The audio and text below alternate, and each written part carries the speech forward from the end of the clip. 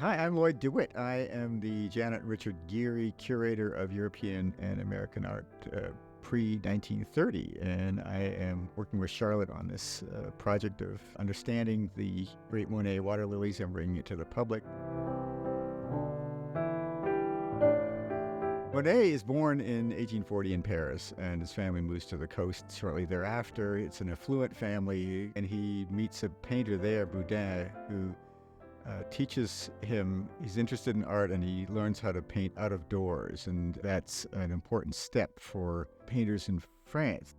There's a whole school of landscape painting that promoted going out into the countryside and rejecting the whole emphasis on painting gods and heroes in artificial and perfect environments, instead going for the real world. And this always got Monet into trouble. He wanted to be a great artist, but he also wanted to be a leading artist, and he was interested in truth. And that's a lot why we're de-varnishing a painting here. Truth had a lot to do with being unmediated, not having things that interfered with the translation of nature to your canvas. And this is the Impressionist revolution.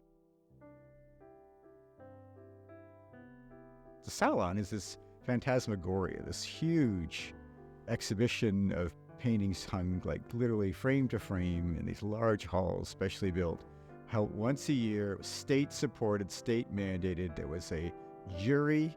You were ranked by quality and importance. Everything was ranked. But it was not a place for innovation, and certainly not for truth. The kinds of subject matter that Monet and his friends liked to do were landscapes, still life, portraits. These were always at the bottom of the hierarchy of subject matter, not at the top. And so they were looked down upon, and they would end up, being pushed to the periphery of these big salon shows. So the technique that Monet and his friends are starting to introduce into the salon is sketchy, it's unfinished. And they're trying to emphasize that their innovation about painting is an effort to show that nothing in nature is permanent and fixed. So that is a very big challenge to the state system, in which the great painters always showed things in a kind of perfected state. Instead, they show haystacks or the cathedral fronts or poplars or what have you at different times of day, under different lighting conditions, different weather, different seasons, to show that things are constantly changing. There's nothing that's fixed. The Impressionists decided to do something completely new. So they set up this exhibition in Nadar's former studio, and they hang the paintings completely differently than the Salon. Instead of having every square inch of the wall covered, they hang them spaced apart with space in between them, all in a row, so that at eye level, so that each one could be contemplated on its own. The sketch-like quality is really important to them, because they want to emphasize that this is done fast. It is an impression. It is done on the spot. It is true. So they're laying pure paint in strokes adjacent to each other that mix on the retina rather than on the palette.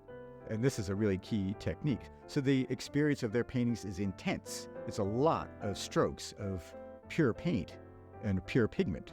And that intensity, even today, it's very hard to reproduce it in a catalog. And that's what always makes the experience of an Impressionist work of art so thrilling, because there's just no way to capture it. And that's another reason why the intervening layer of varnish is such a problem that we have to solve here, because the intensity of the original paint gets changed and blocked by anything that you lay over top of it. I think that's the exhilarating. Still today we understand that. Still today you walk into it and it still feels immediate and fresh. And we realize that Monet, in the Waterlilies, is starting to leave pure Impressionism behind. And Monet is heading into Monetism, his late style, which is so radical for us. It's, we think of Jackson Pollock when we look at late Monet and the floating ovals and things like that, and the calligraphy almost of it. And when he first starts to show images of Shiver, and he's calling them landscapes of water, paysage de l'eau. You've got landscapes not made of land. In fact, the illusion in the painting is of where's the water, where's the surface. It is precisely challenging the stability that these illusions create. You slowly work your way to these staggeringly different scenes of the Waterlilies, where you're not even focused. You don't even have a shore anymore or even a far bank. You really are just looking down at the water, at the lilies, and you start to see painting moving towards abstraction and in a powerful and dynamic way. For Monet, it becomes a very different kind of truth in nature, in trying to find a very specific kind of place. The water lilies become like the huge obsession of his later career. That it becomes the major part of his work, and it ends up becoming a huge part of his oeuvre. I think there are 251 water lily paintings that survive, which is an astonishing block of work. I mean, that would be someone else's whole career. And they become looser and looser and have more intense paint in them. Very few of Monet's water lilies are as finished as the Portland painting. So it was kept by the family. It was not sold along with other work. It's seen as being an especially important painting, and then is an emblematic painting then that is hung in the family home for decades. And so it's a lodestar kind of iconic work for them. So when our museum decides to make an effort to acquire it, they're having to compete for with other museums like the High Museum in Atlanta. So it shows that our museum has a great deal of ambition at that moment. They understood the importance of Monet's work. This is the moment slightly before Jackson Pollock, but you start to have a lot of American artists working in a painterly and abstract mode.